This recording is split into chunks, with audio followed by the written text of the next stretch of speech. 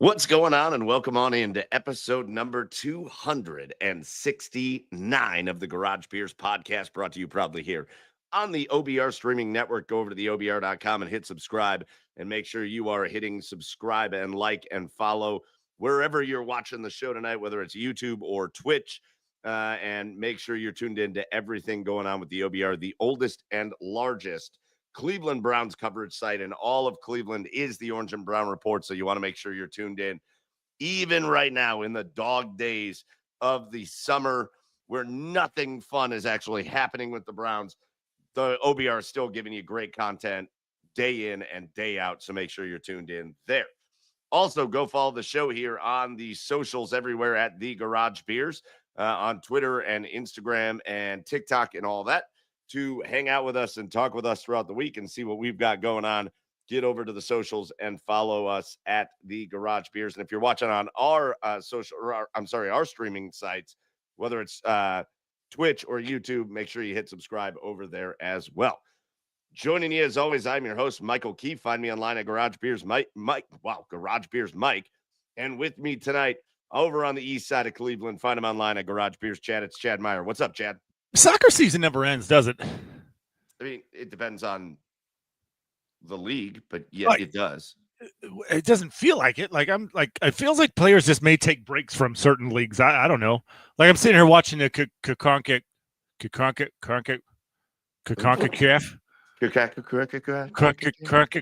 You know, the one with all the Central American countries. Yeah. And us, and then like Saudi Arabia is just like, yeah, we're in too. It just doesn't end. Like, I don't know. I feel like anywhere, anytime you can find a soccer game on. Yeah, there's obviously, you've got like if you're an English Premier League team, that goes from like August to April. That's crazy. And that's so crazy. But then like what you're watching like national competition. I mean, we got a World Cup coming up next year. If we could win this CONCACAF, that'd be great. Because we don't win World Cups. We don't win World Cups. No. Also, follow John Daly on Sunday. It was amazing. What do you mean? Yeah, John Daly was here at Firestone calling golf championships. Followed just a pure legend. Just like he's the guy. He's just you can't. There's something about a guy that just doesn't give a fuck one way or the other, and just unapologetically him. That you just got to respect. I think he does. I think what he does is he walks a really good fine line between like kind of the fun-loving guy that you're talking about, and then like a shitbag. Yeah. Yeah. There's guys that walk around like, I don't give a fuck about anything, but they're also shitbags, and you're like, ugh, this guy's a fun, but this guy's like a dirtbag. Like he's like trashy but fun. Yeah, he doesn't do a lot of shitbag stuff. He's just kind of a dirtball. Yeah. Yeah. He's fun, and he's a dirtball in a space that is not meant for dirtballs. Yeah. Right? Like this is a guy who, after like a collapsed lung, was like, no, the reports are wrong. I smoke 2 packs of cigarettes a day and not 3. Obviously. Or he was 2 under in a tournament and decided to post an 18 on a par 5. Yeah. Yeah. And he was just like, I'm here to set records. Like, he just doesn't give a shit. And it's amazing. Yeah. He's the ultimate honey. He's life's honey badger. He really is. Who else fits into this category? Oh, God. Let's see. Loose cannon. Patrick Beverley, kind of? Man, you know who's going to fit into the category is going to be Draymond Green. Draymond Green? Yeah. As he gets away from his playing, like every time I see him talking, I'm like, man, I really like this dude. And then I watch him on the floor, and I'm like, I hate this guy. The minute he's done playing, he's going to be in this category of like the don't give a fuck. Yeah. Really great on the microphone kind of guy. Yeah. I think so too. Else? But I don't know if you're going to see like natural titties, like John Daly wore on his pants in one of these tournaments. Like, this guy is just he's just an absolute incredible human. Yeah, he's a specimen. I think he's one of a kind. I think he absolutely deserves the title of specimen. Yeah. Like I just saw a clip of him. He was golfing with some country singer, and here he comes riding by on his like Addams Family looking like custom golf carts. Yeah. I saw a video of him recently playing golf. It must have been like some kind of tournament he was in because there were people there spectating. And he rolls up, hops out of the cart, cigarette hanging out of his mouth, takes that wild golf swing. I mean, that golf swing is wild. That club comes so far behind him. And he from 200 yards out, just drops it to within 3 feet of the pin. And just and then he's just and walks off. Yeah. Then he'll just take his shoes off and then, I don't know, steal someone's cigarette. That's right. Yeah. Chad, do you like my surroundings? I wanted to be like Chad tonight. Yeah. What is that? I mean, I am in, hear me out. I got the hookup. Okay. I am in one of my favorite locations. I am in Hocking Hills. Oh, work party? So the fact that there's internet happening here is stunning. Unreal. But yeah, I'm at we do a work thing here this week, and it's at the Hocking Hills Lodge. Nice. But we've grown to the point where they didn't have enough rooms available. Oh. And so they also rented out the cabins. Nice. Okay. And I got here, and I was supposed to have a room. And I got here, and one of the people that was in the cabins wanted to be in the lodge. And so the minute I walked in, one of the people I work with was like, "Hey, would you be down to switch your spot from a room in the lodge to a cabin?" And I was like, "Yeah." Yeah. What? Okay. All right.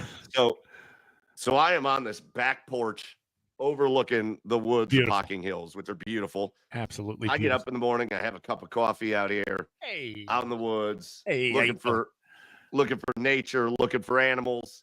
All right. And I'm having a time. So I felt like I was all set up and ready to do the podcast inside. Yeah. And I thought, no, I could be like Chad tonight. I could be like Chad. That's it. Samesies. You and I, samesies tonight. I could be like Chad. And when I tell you that I am sweating. Yeah. Oh, yeah. Yeah. You best believe it. It's not, it is not comfortable outside. No. All right. Well, listen. Again, we're at this weird time of the year where there's not a lot of crazy pressing sports shit to talk about, but we have been gifted some topics through just some news that has happened over the last couple of days. The fact that we've got the NBA draft this week, the fact that tomorrow. Tomorrow. The fact that we've got the NHL draft coming, the fact that we've got the years for these two leagues coming up where they're going to be able to start signing players, and we've already seen trades happening. We've got some people getting real heated about some Guardians topics that we're going to talk about. So we do have some things to talk about. And we've got two brand new, since last week's show, there have been two champions that have been crowned. Yeah. And so we certainly have to talk about that. So we're going to get into all that, but we can't get into it before we get into our Garage Beers of the Week. And so, Chad, why don't you kick us off and tell us what you're drinking here on Garage Beers this week? Well, one of my favorite breweries in Cleveland, Noble Beast. I got their Graf Vienna. I got their amber lager right there, the little Vienna amber lager. Delicious. One of the most well-balanced Vienna ambers I've ever had in my life. Usually amber lagers are very dry.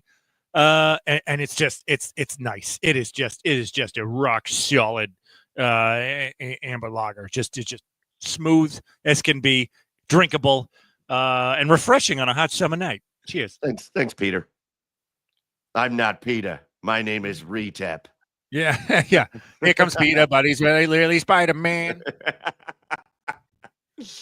Yeah, that's awesome. Actually, we were just down Father's Day weekend. We went down to Masthead because Masthead's my favorite, and my father-in-law too. And I really wanted to swing over and go to Noble Beast because I haven't been there in forever. Yeah. And I love the brewery. It's right there on Lakeside, right across the street from the FBI building. Yeah. It's a cool place. We just haven't been there in forever. Yeah. And I wanted to go, but the choice was either go there or go get Mexican. And I was hungry. So we went for Mexican. Whoa. But yeah, great one.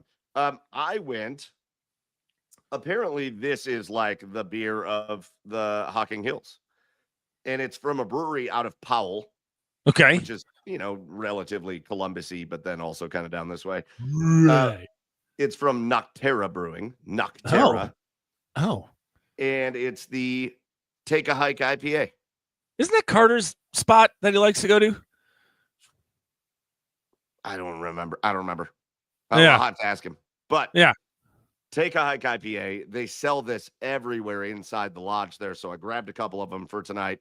But it's kind of a West Coasty IPA. It wouldn't be your favorite beer, Chad. It's a little piney, which seems to fit the bill for where I'm at.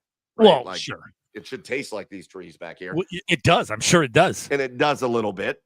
But yeah, Nocterra out of Powell, and it's the Take a Hike IPA. And obviously, if you've ever spent any time down here, Take a Hike is what it's all about.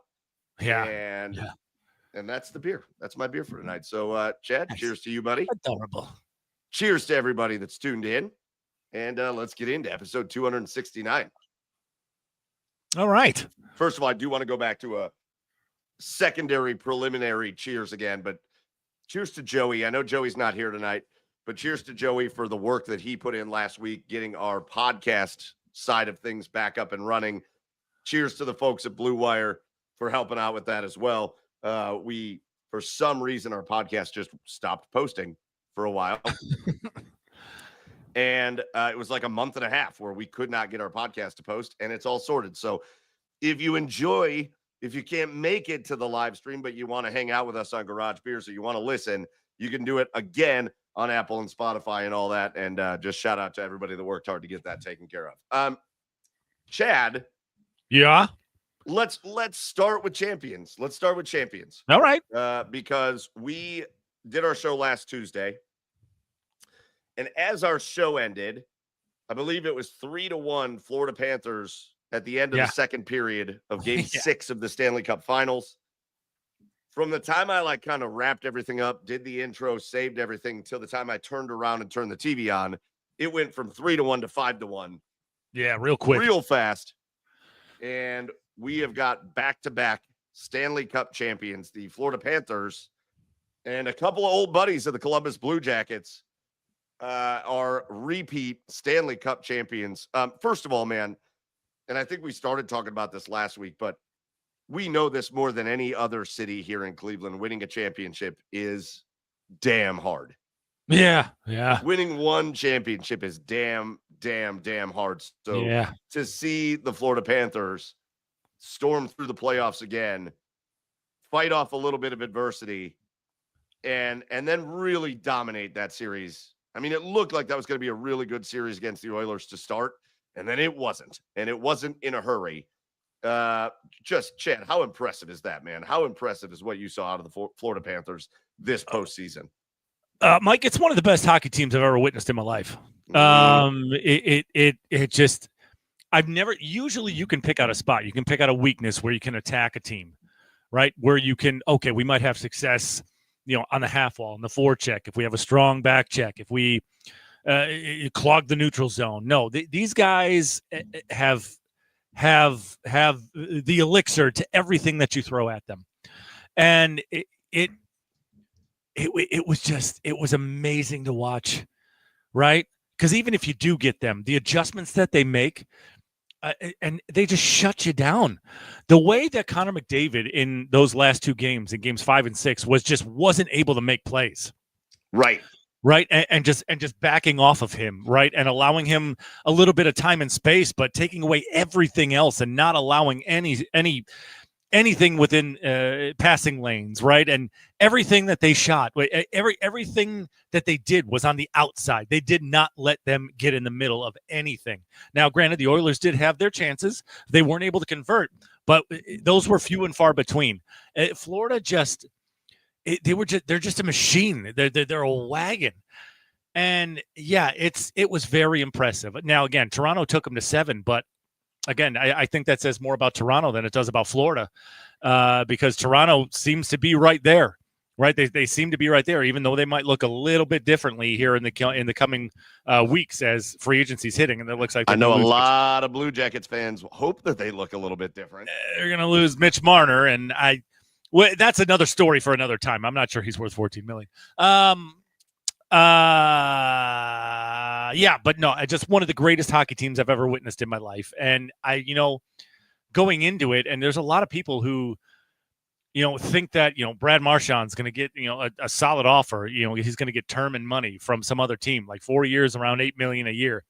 I don't know why you would sign anywhere else, because this team shows no signs of slowing down. If they're able to stick together, if they're able to keep this thing going, I don't see any reason why they couldn't three-peat, because it's a team that just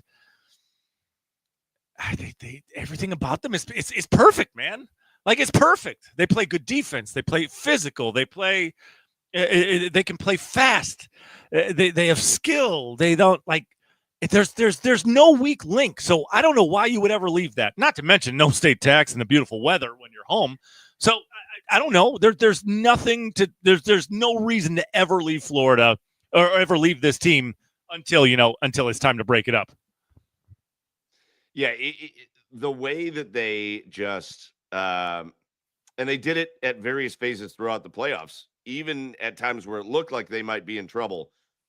The way they just have that, and championship teams have it, don't they?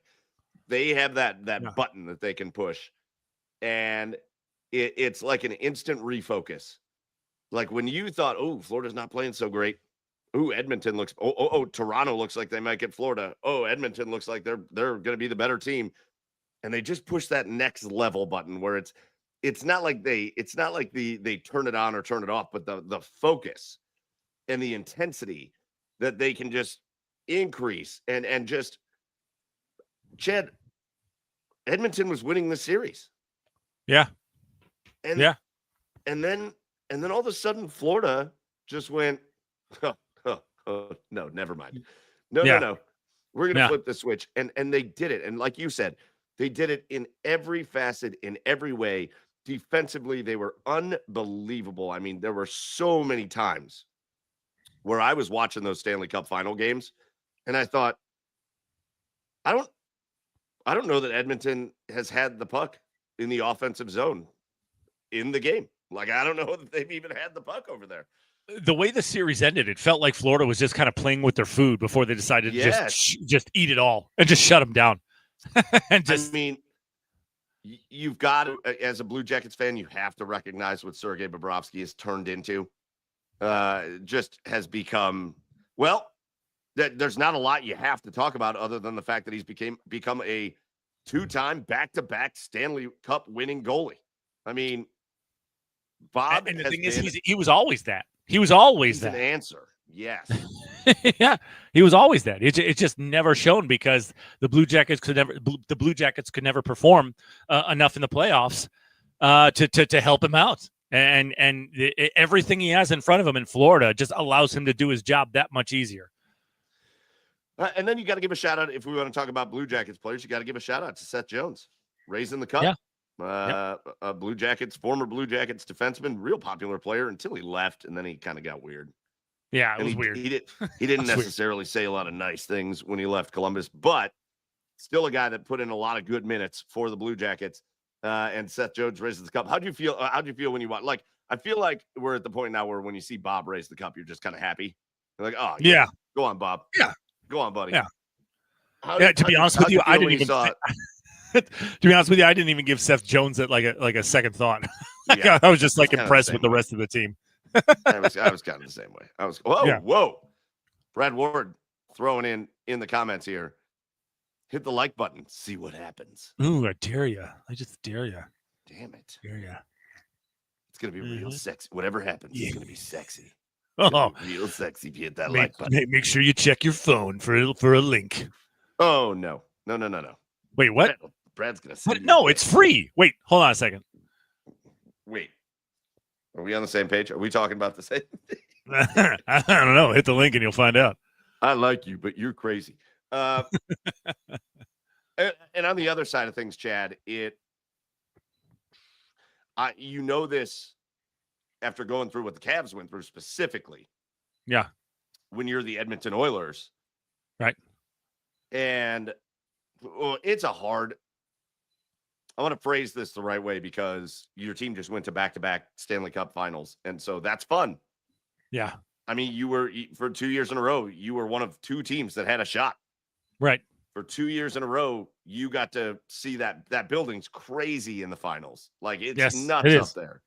It is. And yet, if you're a fan of the Oilers at this point, you can't help but be petrified that like your chance is gone. Because how many times are you going to get like you've got? And I don't mean this from a technical perspective. I know you can come back to me and be like, they still have Connor McDavid, they still have Leon Draisaitl, they still like the team's still there, but this from being a sports fan. How often do you get to watch your team get to the finals? And to not come away for a second year in a row is devastating. Yeah, I mean, the thing is, it's desperate times call for desperate measures time here for the Oilers, right? Because this is Connor's contract year. So if he doesn't ask for a trade this offseason, I don't know that he's going to go back to Edmonton, depending on what offseason moves that they do make. Because I'll tell you something, right now they need to find a goaltender. If they don't find a goaltender and they make it back to a third Stanley Cup final and lose, there's no way he's going to re-sign with Edmonton. But I don't know. There's just they have to make moves, right?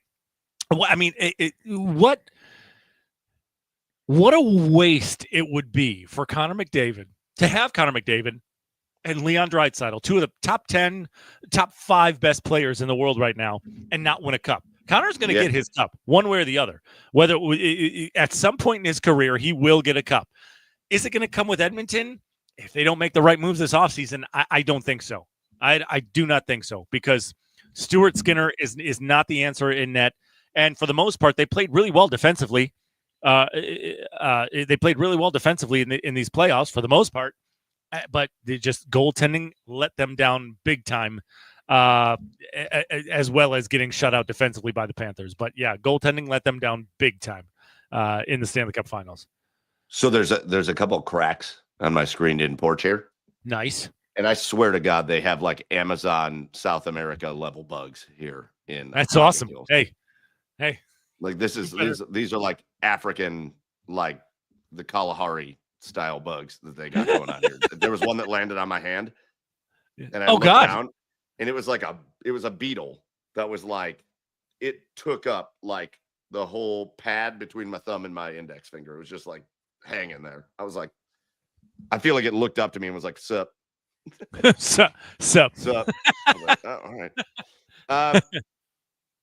So yes, the Florida Panthers back-to-back Stanley Cup champions.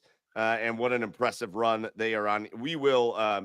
I will tell you, I'm sure we will have our buddy Doug Plagans on when he gets a minute, because again, former voice of the Cleveland Monsters, but now the radio voice of the Florida Panthers. We've talked to him a bit, and I would love to catch up with him just to talk about the run, back-to-back Stanley Cups, and again, as a guy that's got roots here, kind of the same thing I asked you last week, Chad, which is, when you're another team, especially a team like the Blue Jackets, that again, the most difficult thing to reconcile as a Blue Jackets fan is that they've never even been close. Right. Like they're when you say that to like the diehard Blue Jackets fans, they're like, yeah, we won that playoff series that one time. Right. That's as close as it's been. Right. It'll be interesting to hear his take on what he's learned from watching how the Florida Panthers have built themselves into a dynastic team at this point. Right. And how a team like Columbus can do that. With that being said, Chad, our buddy Mark Scheig, who covers the Blue Jackets, put out a tweet, and I want to get your take on it. Sure. And I don't have a lot of knowledge of the amateur hockey ranks. Sure. But he put out a tweet today, was it this morning? It was this morning. And he said, all right, Jackets fans, I got a 3-part question. So I want to bring this to the Jackets, because we're now getting into, finally, I'm so excited for this offseason for the Jackets. They've got the draft coming up, 2 first-round picks. They're later picks, though, but still 2 first-round picks. But free agency starts July 1st. Yeah, the most cap space in the NHL, and free agency starts next week on the 1st. So he put this question out. 3-part question, and he was looking for Jackets fans' responses, so I want to hear yours. Assuming the Blue Jackets keep both picks, 14 and 20, which prospects do you want them to take? I don't know if you know any that you have in mind, but I'll get to that. Yeah. Which one unrestricted free agent do you hope they sign after 12 p.m. on July 1st? And then which realistic trade target do you hope that they go after and actually get? Whew. What are some people saying? What are some people saying in the comments? So I know there's a name that they are linked to in the draft. And so this is the only guy I really know anything about that may be around when they're ready to pick. But a lot of people want them to take a flyer on a kid named Joshua Ravensbergen. Ooh. Joshua Ravensbergen is a 6'5" goalie who is he checks a lot of boxes. Yeah. He is a big, imposing 6'5" goalie that checks a lot of boxes. And if there's an area that you know for sure that the Blue Jackets need to address long term. I mean, listen, we got maybe Jet Greaves can be the answer. I don't think it's Elvis anymore. Right. And so there's a kid maybe at 14 that you could grab in Ravensbergen. So a lot of people have brought his name into the mix. Do you have any other prospects that you know about that you'd be interested in the Jackets going after? I don't, but my first inclination to draft is to draft the best goalie on the board, because you haven't found your goalie of the future yet, right? I mean, as promising as Jet Greaves was, I mean, he needs a year. He needs a full season up with the big club to really prove that that he can be the guy. But until you find your goaltender, goaltending in hockey is kind of like finding a quarterback in the NFL. If you don't have one. It's not a whole lot else matters. So until you find that, they're going to be struggling. They're going to be struggling to make the playoffs. They're going to be struggling to hold leads. Like it's just going to be it's going to be tough. It's going to be tough. So I would take the best goaltender on the board if I were them, and that's if it's this, what's his name, Andre Schlagenbacher, Ravensbacher. Schnugenberger? Ravens something. You know, my fitness consigliere, Michel. The name Ravens hurts me. Ravensbergen. Ravensbergen. Yeah. And then if you're talking about unrestricted free agents, you know, a guy I really, really, really liked is Nikolai Ehlers. Nikolai Ehlers. Yep. Free agent wingman and I think he would fit in on the second and third line perfectly. You could toggle him between the two, and I think he would just add a nice veteran presence to that depth forward position. I mean, obviously everybody would want Mitch Marner. I mean, I think that's the obvious answer, but I'm just not sure, especially with the way he performs in the playoffs, that he would be worth the price tag that it's coming with, because it's reported that he's going to set records. Like, it's reported that he's going to be getting 13 or 14 million a year. Is that, now I know the Jackets have the most cap space out of anybody, but is that going to be worth it? You know, it's kind of a weird position, right?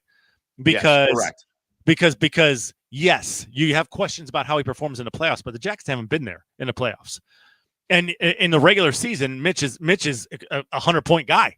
Is a 90 to 100-point guy. So he's going to help you out a ton in the regular season. But when it comes to crunch time, is he going to be the guy that you want? Is he going to be the guy that's going to lead you there? I don't know. I honestly don't know.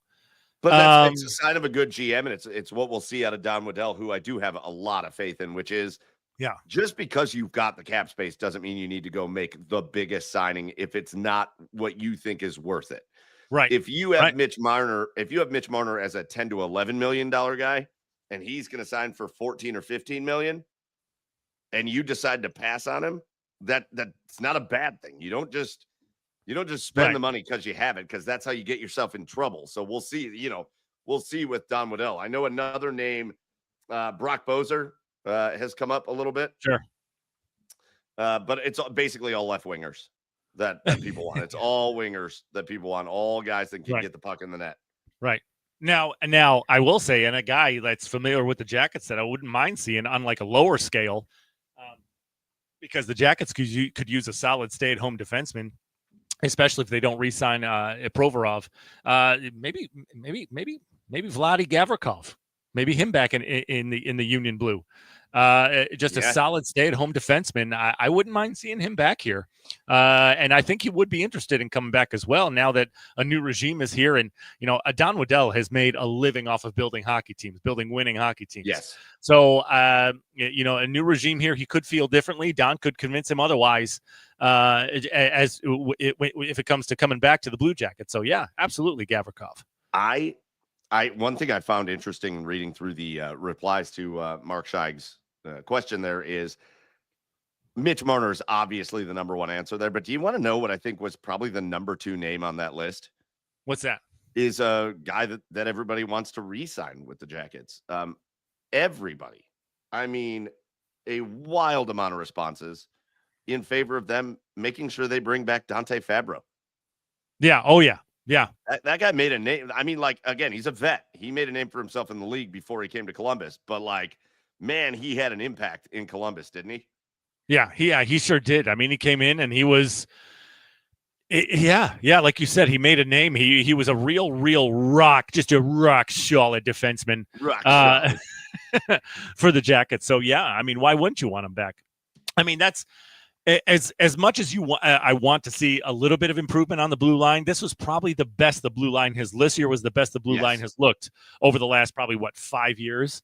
So yeah, easy. if you can add to that, yeah, I would definitely look to do that, because I mean, it kind of obviously I don't want him going and signing guys all willy nilly, but the world is pretty much your oyster when it comes money wise here with Don Waddell into this offseason. So yeah, there's a lot of possibilities, and I'm really excited about all of them. I mean, even if there's a guy you don't like in the trade, you can use those two first round picks to get yourself a proven veteran. Get something there. Just real quick, another name that came up a lot is it?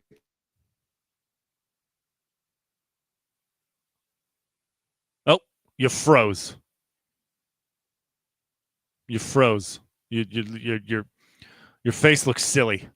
Your face looks really silly right now, and I love it. Yeah. So everybody, there's another name that's coming up on the list, and it is. Yeah, that's what Mike looks like right now.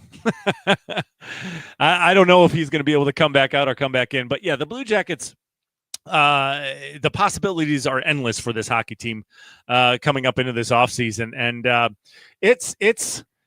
I'm excited. Everybody, if you're any sort of hockey fan up here in Northeast Ohio, if you like going to the Monsters games, Monsters are basically the AAA affiliate of the Columbus Blue Jackets. It's an exciting time. Right, it's an exciting time given that the year that the Blue Jackets have had, and coming back into this season, because they're going to be able to add and build on what was a great season. And the thing is, the difference between this and previous Blue Jackets teams, previous Blue Jacket seasons, Mike, I left this season, as disappointing as the end of the season was. I left this season feeling like this was actually sustainable, like they were actually building towards something instead of just building like it's just building something. It's just building a team. It feels like they're actually going in the right direction, and I'm so excited, dude.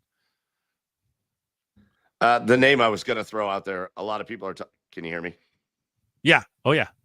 A lot of people are talking in trade rumors about is it Keandre Miller? Okay. From the Rangers. Okay. So I saw that a lot in the comments as well. So yeah, listen, we're there. It was such a fun end of the season for the Blue Jackets, where, man, they had a chance to make the postseason if one more game would have went their way. If one more Canadians loss would have happened, they would have made the playoffs. But it was a fun end of the season. And it was a fun Stanley Cup playoffs, and now we're on to what should be a very fun offseason for the Blue Jackets, and we'll see what direction they decide to go. But again, in talking about champions, the Florida Panthers back to back.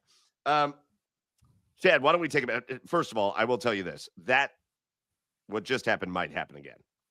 Okay, yeah. No, that wouldn't surprise I'm me. in Hocking Hills, and I'm out in a cabin, and I have Wi-Fi, but we'll see what happens. So if it happens again, I'll just drop out and come back in, and All it'll right. figure itself out. We'll work our way through it.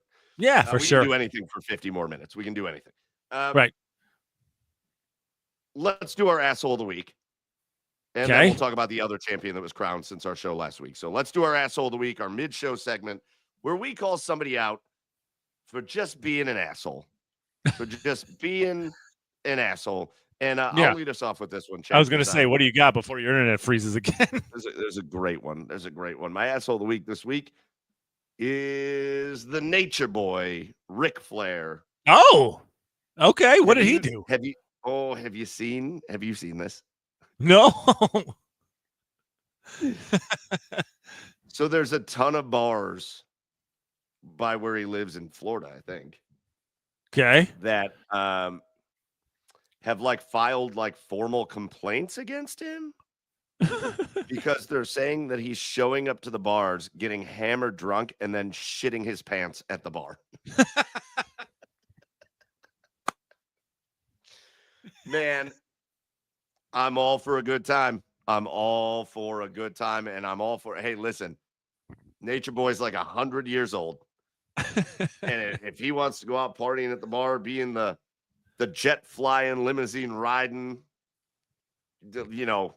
what's his thing? Kiss stealing, son of a gun. Wheeling dealing, son of a gun. Woo! Be that guy. Cool, man.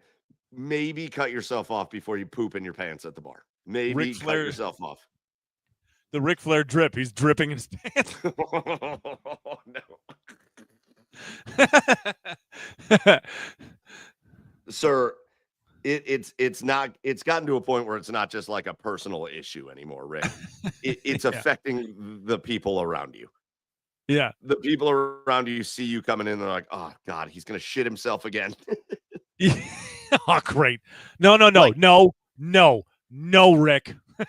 Imagine what has had to happen. Imagine what has had to transpire over the last, 6 months or whatever, to where this isn't just one time where Rick pooped his pants and it was like, oh, uh-oh. He sharted. Yeah. And he ran out. This is now multiple facilities, multiple establishments coming out and being like, yeah, he comes to our place and shits himself too. Do you know who I am? I'm the nature boy. If I want to shit myself in this establishment, I will. Woo! Woo! It's good.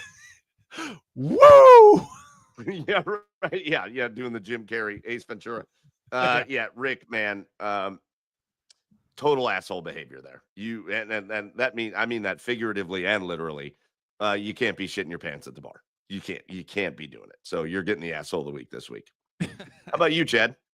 Man, I had one and I forgot to write it down. So I guess my backup is just going to be life. Life lately just kind of is being an asshole. Just from last week. Yeah, just no time to do anything. No time to myself. No time for anything. It's just I've never been a routine guy, and it's life lately has just been forcing me to be a routine guy, and it's just I hate it. I mean, there's light at the end of the tunnel, but right now it's just come on. So that's it. I know it's lame. But that's where I'm going. Just life. Being an asshole. Life holding me down. The man is holding me down. Just the man doing it. Yeah. Yeah. All right. Well, we got a comment before, and I didn't know what it was, and I still don't know what it was. We got a what? We got a comment or a question before from Coach Fresh that says, what is Deontay talking about? He's talking about the Browns for a minute.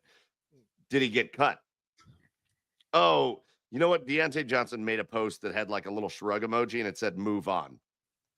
Yeah. No, I think that's referring. There was something that happened a few hours ago that Deontay Johnson said that he refused to go into a game because it was too cold, last year or 2 years ago or something like that.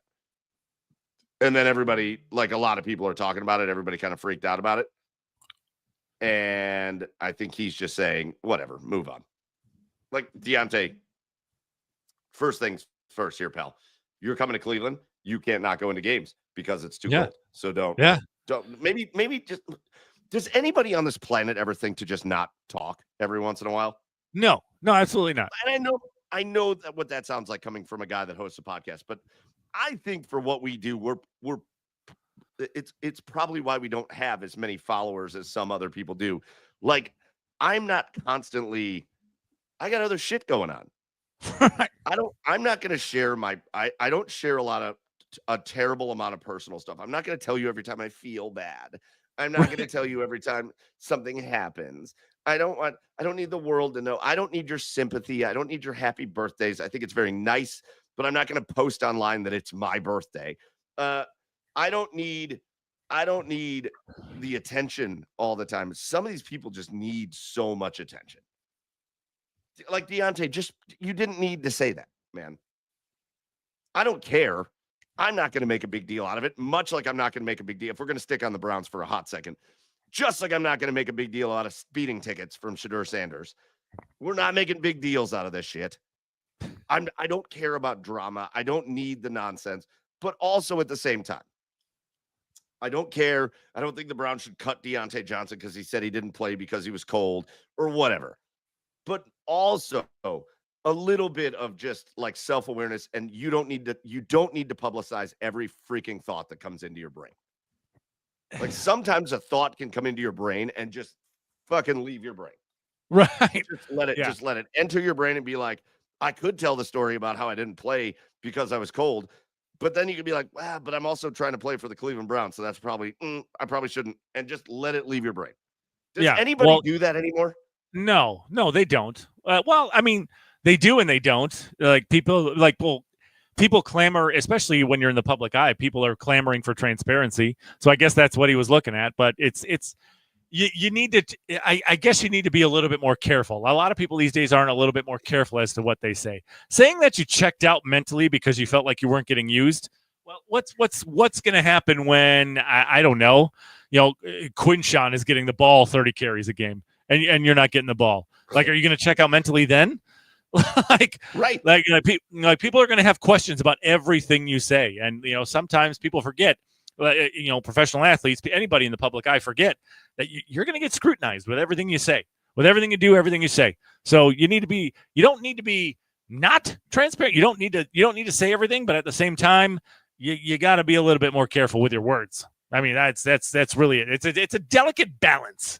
Really, but yeah, Deontay was saying he checked out mentally because he wasn't getting used, and kind of just wide receivers are divas, right? So I mean, it was wide receiver diva shit, and hopefully he has a new fresh attitude this year because the Browns need him for a wide receiver room that's paper thin. The Browns are going to need him. This is a guy that's a Pro Bowl talent. Yeah, he's been a Pro Bowl talent. Yeah, he's been a really good wide receiver in the league. There's a reason that he hasn't been able to stick at places that are looking for wide receivers. Yeah.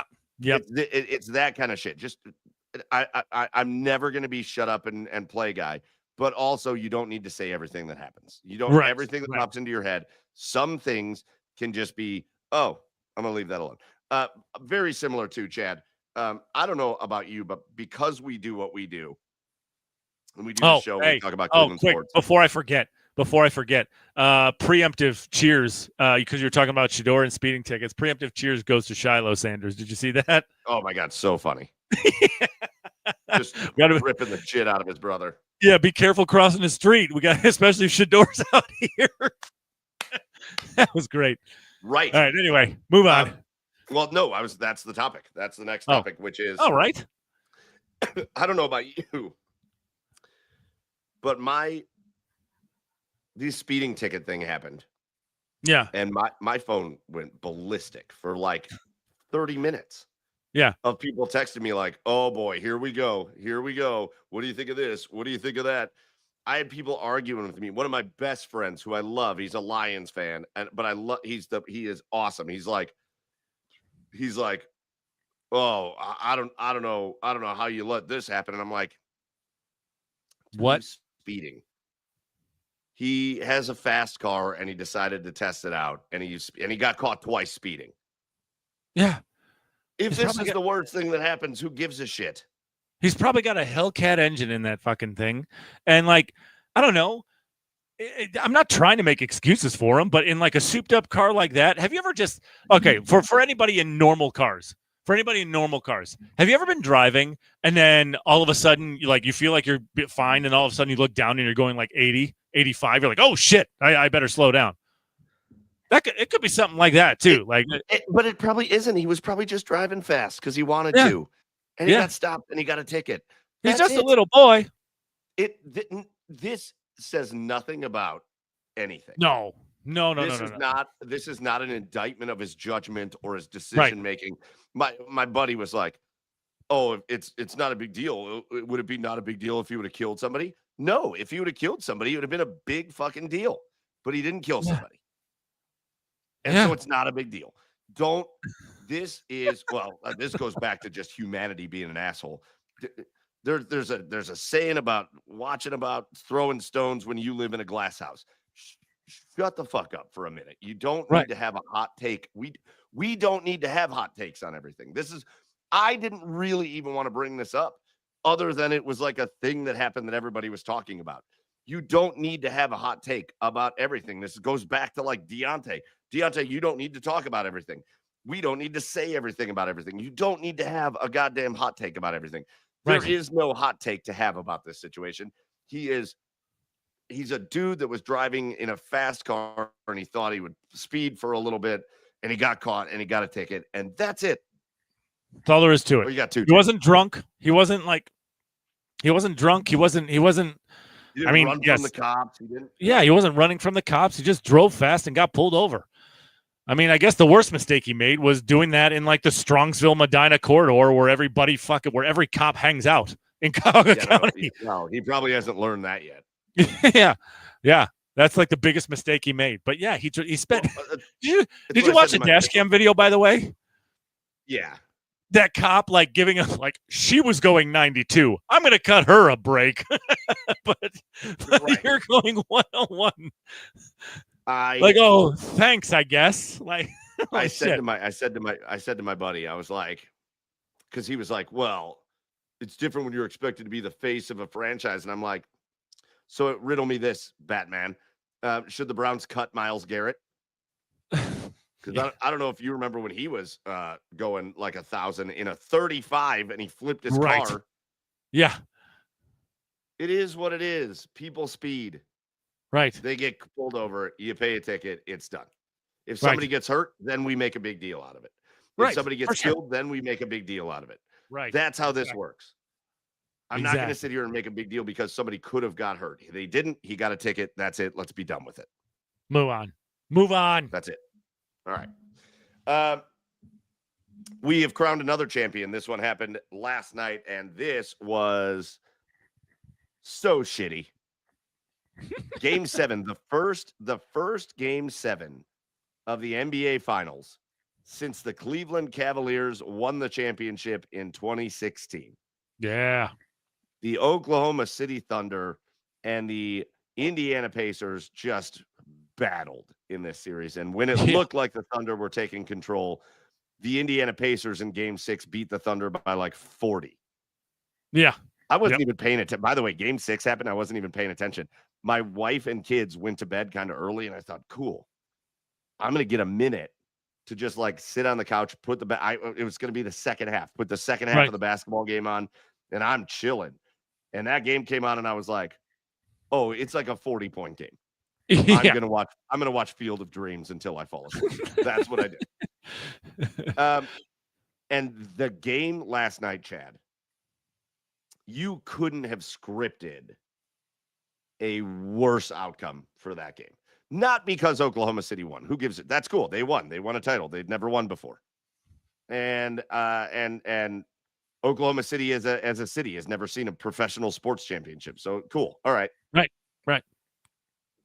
But to have Tyrese Halliburton come out and have the start that he had in that game, he was on fire to start that game. He looked like he was going to put up that kind of superstar talent, game 7, locked in, ready to go kind of game. And for him to step back, and now you just know it every time. The camera work is so good at this point, Chad, that you get a good look every time it happens. When you see that pop in the back of his leg, oh yeah, you know instantly what happened. And Tyrese Halliburton ruptures his Achilles at like 9 minutes into the game and goes out for the rest of the game. Indiana keeps it close for a while, but then Oklahoma City pulls away in the end, and the Thunder are champions. And again, congrats to the Thunder. Don't take anything away from the Thunder. Don't be like, oh, it's asterisk. No, it's not. They won the title fair and square. They were the best team in the league all season. Right. But I mean, the Thunder won 3 games before that game 7. So they beat Indiana with Tyrese Halliburton on the floor. So it's not like that wasn't a possibility. God damn it if I don't feel like I got ripped off from what should have been an all-time classic game 7. As a fan, sure. Yeah, absolutely. Absolutely. Sure. Yeah, it is. It's not what you want to see if you're a fan. But yeah, if you're a player on the Oklahoma City Thunder, you shouldn't feel bad at all. Right? No. Go celebrate. Go nuts. You shouldn't feel bad if you're a player or a fan, or I mean, you should feel bad for the human that is Tyrese Halliburton. Sure.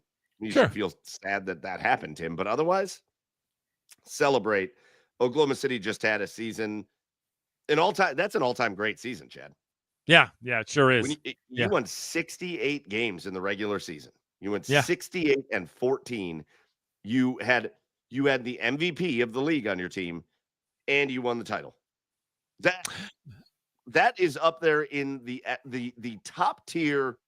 I think the kids nowadays call it the S tier echelon of NBA seasons. There have not been hardly any seasons better than that. And the scary thing is they're only going to get better because they're so damn young.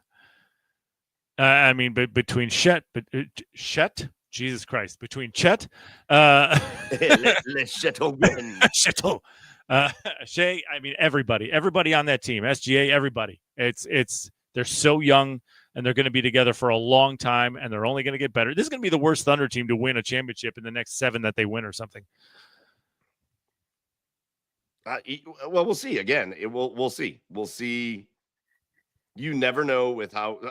Frankly, let's talk about it. Look at what's happening with the Boston Celtics. Yeah. Yep. Listen. This was a wild postseason. You had 3 all-star players rupture their Achilles. Dame Lillard did it to start. And then Jason Tatum, I mean, he's going to miss pretty much all year next year. Yep. And that's the real devastating thing for the Pacers is there couldn't have been a later time for Tyrese Halliburton to rupture his Achilles than game 7 of the NBA Finals. So his surgery means he's going to miss all year next year. And so you start to see what happens. Look at Boston. I don't know if you saw what happened today, Chad. I don't know if you were paying attention because you were busy. I've seen the alerts. Have you seen the trades? Yeah. Mm-hmm. Drew Holiday, gone. Yeah. Kristaps Porzingis, gone. Although I don't know about I think that was an incredible trade actually, the Drew Holiday one, because Anthony Simmons can play. I do too. I think he is awesome. Yeah. Now I do think that he. Don't take this the wrong way. I love Simmons. I love him. I don't think he brings the level of championship basketball to the team that Drew Holiday brings. Well, sure. No. Drew Holiday is a guy you want playing point guard for your team. Right. Porzingis, gone. A 3-team deal with Atlanta and the Nets, and I believe the only return Boston got for Porzingis is George Niang, former Cavalier, the minivan, heading on up to Boston, and a 2nd-round pick. So, George. And rumor has it that Boston is getting some big-time offers for Jaylen Brown. Yeah. Yep. And so, based on this one injury to Jason Tatum, who, again, Jason Tatum is probably the He definitely is a top 5 premier player in the NBA right now. Yeah, for sure. They're missing him all of next year. They were a second apron team on the salary cap. They got under the second apron, which is great, but like you're watching the Boston Celtics go, all right, I bet Al Horford, I mean, well, I don't know what his contract is, but I bet he's on the block as an aging center. Right. You're going to watch this Boston Celtics team that was everybody thought they were going to win back-to-back titles this year, and you're about to watch them tear it down. Yeah, they're doing. I mean, I don't think they're completely doing it. I just think they're doing kind of a little reset because of it. Because now if Jaylen Brown goes, Brown goes, that's going to be a different story. Yeah. But I just think they're kind of. I don't think they're completely tearing it down, but they're tearing it down enough to be like, okay, maybe we can still sneak into the playoffs, right? Like they're still trying to be competitive. I don't think that's the case of a full teardown, but it's like, okay, we're probably not going to win a championship without Jason next year. So I don't know how Anthony Simons fits in. He's a guy, I love him, but he's a guy that needs that ball. And I don't know how he fits in there. But we'll find out. What was it? There was another. There was a dumb trade today with C.J. McCollum, local boy. Got traded from the Pelicans to the Wizards. Jordan Poole, a part of that trade. But we're in trade season, and there's just a lot. There's a lot of noise around the Cavaliers right now. Again,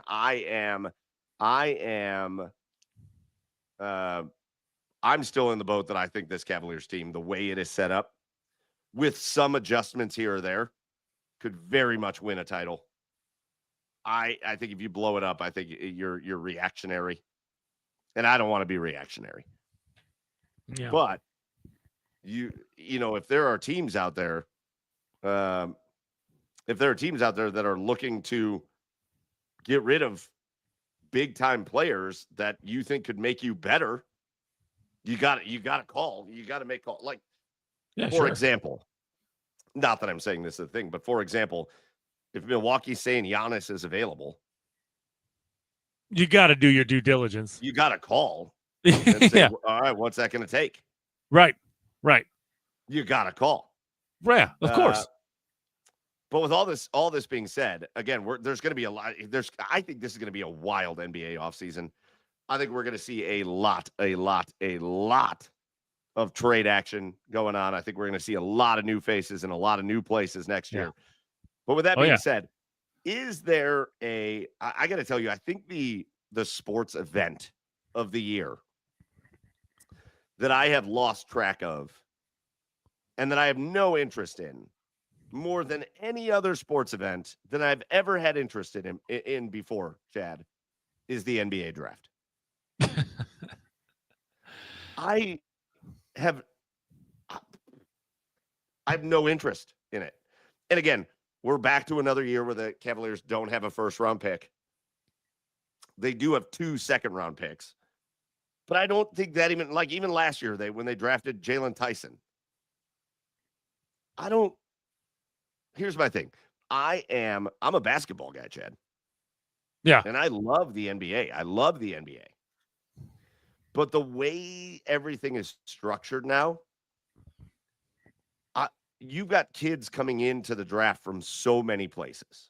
Right. You've obviously got collegiate athletes. Right. You've got international players that are coming from overseas.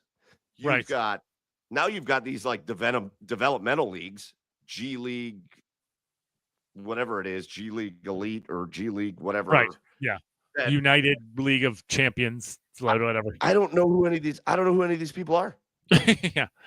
I don't know who any of these people are. So like the draft rolls around. And it's not that I'm not interested because the Cavs don't have a first round pick or whatever. It's just, dude, I look at last year's draft and I look at the first overall pick, Risa Shea. Right. I don't know shit about him. Nope. What's he doing? I don't know. Like, no. Draft is tomorrow and Thursday, and I have no.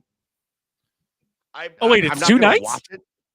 I think so. I think it's. I thought it was only 1 night because there's only 2 rounds. 2 now. Oh boy, why are they stretching that out? Jesus. I think they're doing rounds 1 and 2. There have been events in sports that I've never, like, we've talked about it forever, Chad. I will never give two shits about the NFL Combine. I don't care about it. I don't care how fast a guy runs in a straight line when he doesn't have pads on and nobody's defending him. I don't care how high he can jump without pads on and nobody defending him. I don't care about any of that. But I never have. Right. Pretty much all of time I've cared about the NBA draft. But like now with the amount of guys that I just have never heard of before. Right. I don't. Right. Yeah. No. Well, that coupled with the fact that the Cavs don't have a first round pick, like, and these second round picks are probably going to be guys that are going to be stashed somewhere, like in Europe or in another wherever. Yeah, I don't know. Yeah, why should you? Because it feels like this Cavs team is already set pending any trades. Right. Yeah. Yeah. I got nothing. The Cavs are going to come out of this this NBA draft, and that's why, like, Chad, you sent a text like, "Do you know anybody that's like anybody that might want to come on and talk NBA draft with us?" And I was like, I don't think I want to have somebody on to talk about the NBA draft because I don't know. I know Cooper Flagg, right? That's the prospect I know.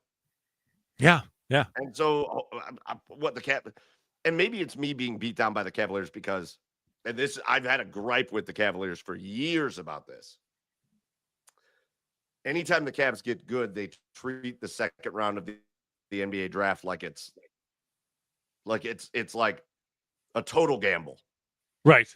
I remember when LeBron was here, and they would draft some random ass European player that you never saw ever again. Right.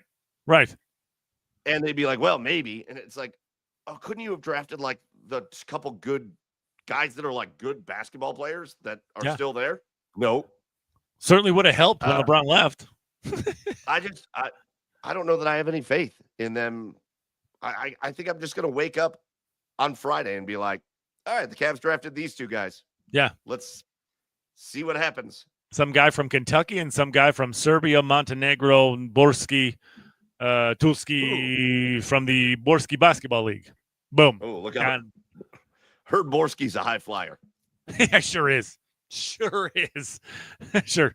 Boris is a guy to watch out for in later years. Good old Borski. He'll give me ball. I make slam dunks. I make 3-pointer. Is NBA a shooting league now? Okay. I shoot slam dunks into baskets. Into pitch baskets. We don't have a lot of money over there. No lot of money over there. Okay. Yeah. You can have 6-bedroom mansion for 5 rubles. Well, he gave me a nickel. Yeah. We just got DVD. Miami Vice. Great show. Oh, great movie. Euro trip. Yeah. Rest in peace, Michelle Trachtenberg. What the hell? Yeah. Crazy. Yeah. Who saw that coming? I sure as hell didn't. Wild. Yeah. It's wild. So, yeah, listen. That is the more fun thing on the NBA. The draft, I have no interest in. The more fun thing on the NBA, though, is lots of moves already getting made and more to come. And we'll see the direction the Cavaliers decide to move. Again, a lot of people clamoring for Cavaliers trades. Maybe the guy that got talked about the most, Darius Garland, is going to be really hard to trade when he had off-season surgery and is going to miss time in the season. So I don't know. I don't expect the Cavaliers to do a ton. I do expect them to make some moves. I think there are some players that could get moved, but I think we're looking at a very similar Cavaliers team going to next year, and I'm perfectly cool with that. Like, that's what I prefer. 64 wins. What? Right. Why would you make sweeping changes on a 64-win team? And doesn't make any sense. When you talk about it, everybody's like, "Oh, you're just making excuses or whatever." But I always say the same thing: one team wins the title. Yeah. Everybody else loses. Right. Everybody else eventually loses. One team wins the title. So what does it matter if the Cavs? What if the Cavs would have lost in the Eastern Conference Finals? Would we still have been calling for everybody to get blown? Like, trade everybody? No. Everybody would have called it progress. What's the difference? Yeah.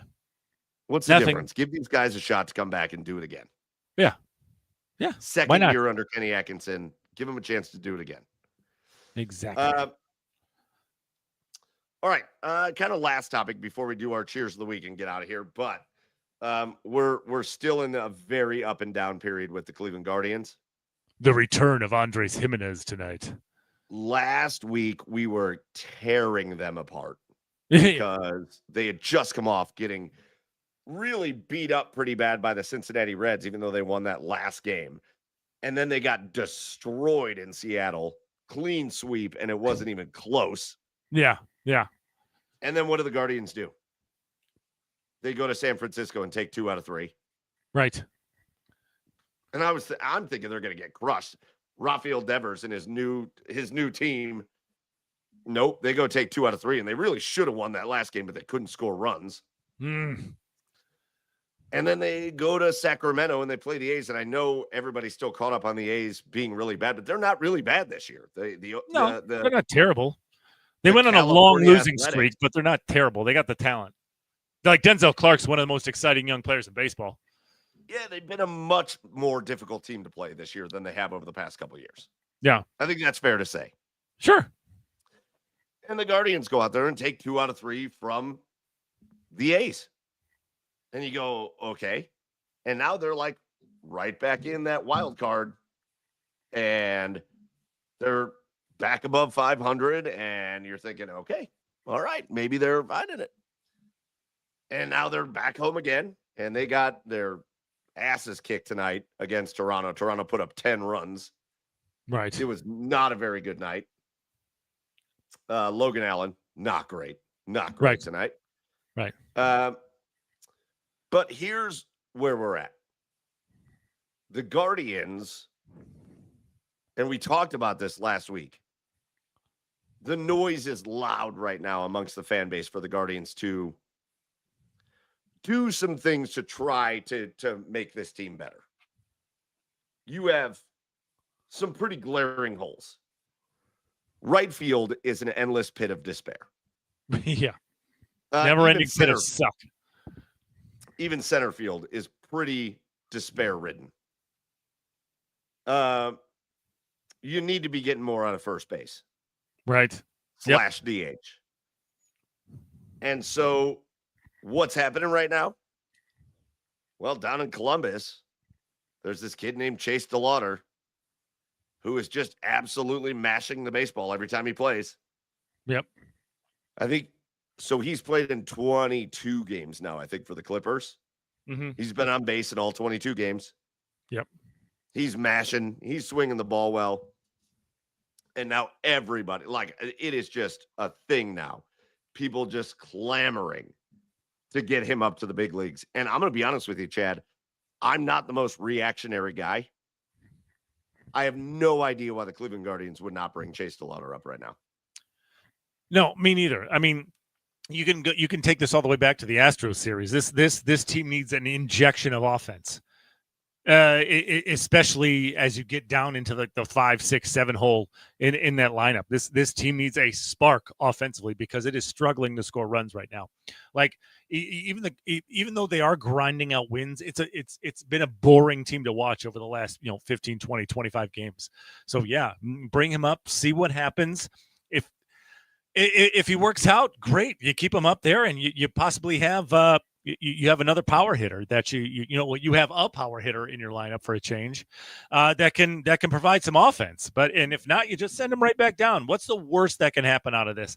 Absolutely nothing. Well, actually, he can get injured. He could probably trip on a crack on the sidewalk and get injured again and be out for like 8 weeks. But outside of that, there's really no bad that can come from calling him up right now. Man, I would rather have them call him up and have him have the chance to get injured up here than down in the minor leagues again. Because I feel like if he comes up here, let's say he came up here and played 4 weeks of like good baseball, right? And he showed you like, oh, he's delivering on some of the promise that is Chase DeLauter. And then he gets hurt. next year you feel real good about putting him back in the starting lineup, back on the major league roster. Yeah. Whereas if you leave him in Columbus and he gets hurt again, then next year you're going to put him back in Columbus and see if he can stay healthy. Yeah. And you're never going to get anything out of this guy. Right. Bring him up. Now, what have you got to lose? Hesitation? Yeah. What have you got to lose? Nothing. I mean, it's. I'm sure it's a whole control thing and blah blah blah blah blah. These guys, you know, the Guardians typically exercise caution over everything when it comes to their young guys. But to just take a chance for once in your goddamn lives. Take a chance. You need to. You have to. Yeah. Even if well, of course. Even if you and I know that, Mike. But they don't. They clearly don't. It's just. It's almost like they've been conditioned to do this now. It's asinine, really. I mean, God, and we said it so many times. If you're not like in this thing to win it all, what are you doing? Do the things you got to do. Make the moves you have to make within your organization, within reason, blah, blah, blah, blah, blah, whatever. Dolans don't spend, blah, blah, blah. Do the things you need to do to try to be competitive. All right? 100%. But, you know, whatever. It's so frustrating. And Brad says it here, and I'm not saying Brad agrees with this, but Brad in the comments says they want that year of control. Yeah, obviously. But that, again, that's how guys waste away. Forget the year of control. Bring him up. Yeah. Who knows what things are going to look like in 4 years? If it turns into a World Series, are you really going to complain about that year of control? Are you really going to clamor over that year of control? Absolutely not. And we're not saying it's going to mean the World Series. Yeah, no, not at all. But you are desperate for somebody to do what he does. Right. You're desperate for somebody to do what. Yeah, and Brad said it here. I agree with you guys. We know, Brad. We're desperate for somebody to do exactly what Chase DeLauter is capable of doing. Bring him up. Fuck the year of control. And if he leaves in 3 years instead of 4 years, whatever. Yeah. Whatever. Yeah. You've got to give yourself a chance. We can't keep doing wasted seasons. No.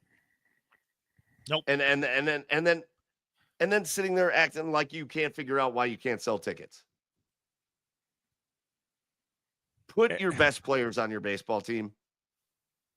Yeah. Do you think the Pittsburgh Pirates are mad at themselves for putting Paul Skeens in the major leagues as fast as they did?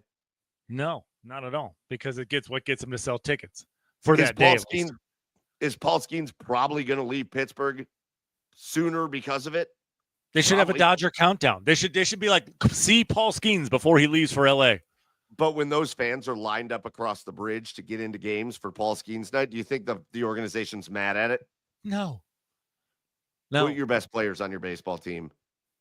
And I'm not trying to be obtuse about it. Like, of course you give guys time to develop in the minors. Of course you go through your own process in your own system. But like a guy like Chase DeLauter doesn't need more time down there. He's good. He's ready to come up. Yeah. Bring him. You keep calling up these other if Jonathan Rodriguez is ready to come up, then Chase DeLauter's ready. Right. Exactly. If John Kenzie Noel was ready to come up, then Chase DeLauter's ready. Right. All I care about is one goddamn time, one of these goddamn players has got to be.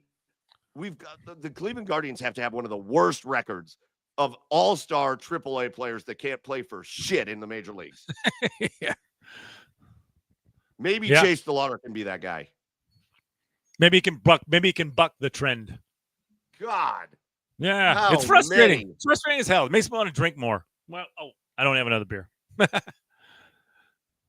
All right, I'll drink more. All right, fine. Talked you into it. Okay. Twisted your rubber arm. Shit.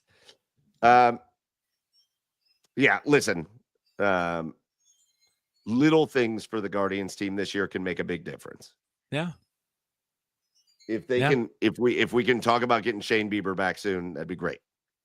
Yeah. If Chase DeLauter can come up and produce the way he's capable of, monstrous. Yeah. Little things, little differences can make the difference between a postseason berth and not. Yeah. And the thing is, I don't think this team, that this is why they have to make these type of moves now, because I don't think this current team as it is going to tell you whether they're going to be competing or not.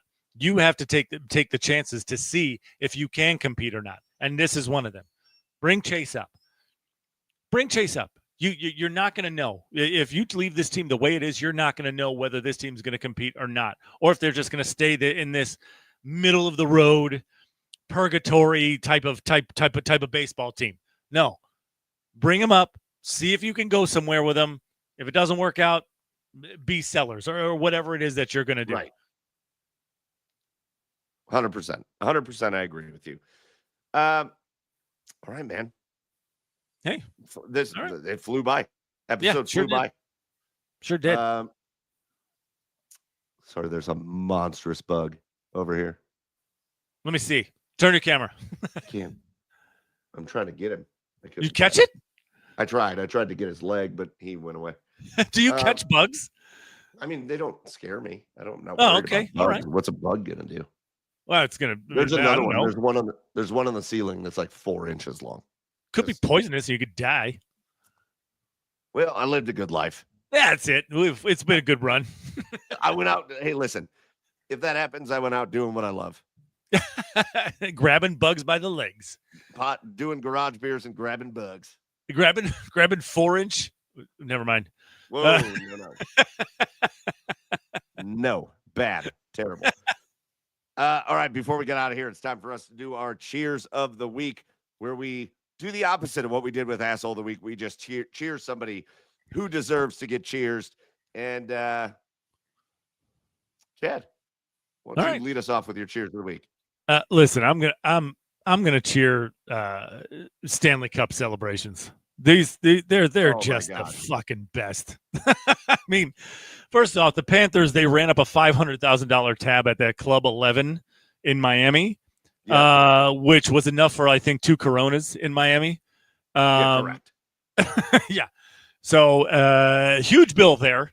From that, I don't know, from Marchand getting on the mic, calling everybody bitch ass hoes and getting and trying to get them to drink and calling his own teammates bitch ass hoes to go into the elbow room and putting beer in the cup off the in the cup and then pouring it off the balcony onto fans, and from Ekblad going over to his neighbor's house, or sorry, Barkov going over to his neighbor's house at 5 a.m. 5 in the morning. Yeah, at 5 in the morning to take him the cup. Like, Stanley Cup celebrations are the best, and just cheers to all of that.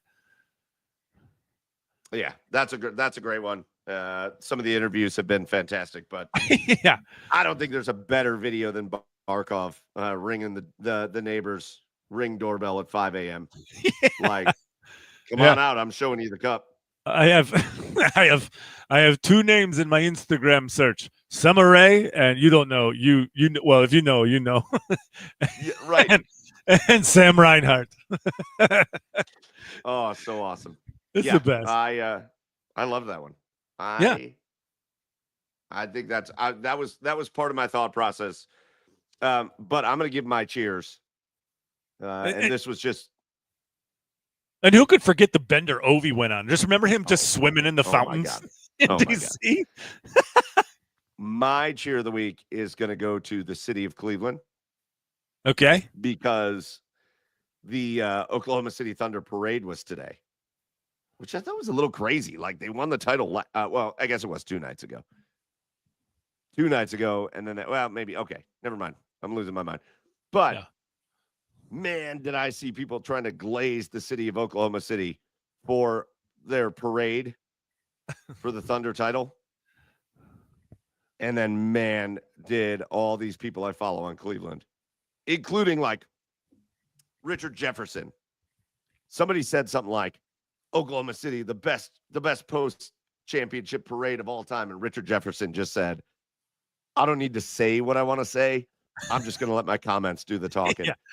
And then his entire comments were just filled with people posting the videos and pictures of the Cavs championship parade. Yeah. And it makes it look like nobody is at the Thunder parade.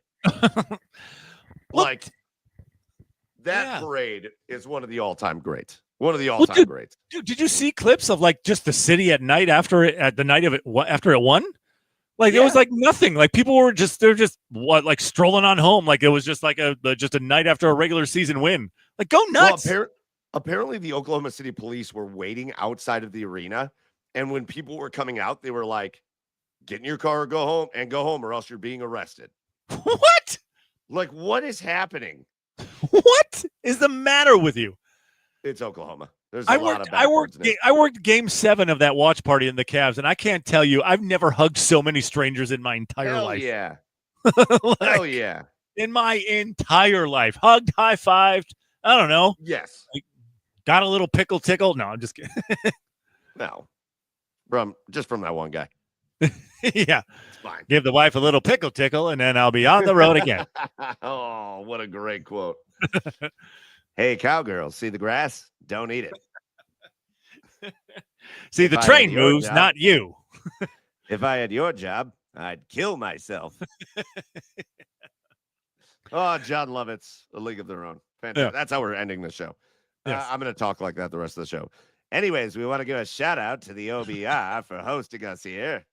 No, that's going to do it for episode 269. Stay tuned with us. You get back under the cow. We'll be back next week for episode 270. But in the meantime, make sure you go follow the OBR. The Orange and Brown Report is the best place in Cleveland for Browns coverage. And we're still, even in the doldrums right now, the bullshit of the offseason, the OBR is still coming at you live almost every night of the week with video content, and they are putting even more on the site. So get to the OBR.com and hit subscribe, and make sure you are subscribing and following and liking on YouTube or Twitch or wherever you're watching us. Also, get over to our socials and hit follow on at the Garage Beers everywhere, so you can hang out with us even more than just on Tuesday nights. And that's gonna do it for episode 269. It's been fun having beers with you. It's been fun talking sports with you, and we'll be back next week for episode 270. Until then, for Joey, who wasn't here, go follow him at Garage Beers Joe. For Chad on the east side of Cleveland, go follow him at Garage Beers Chad. I am Michael Keefe at Garage Beers Mike, and we will see you next week for episode 270. Until then, cheers, everybody.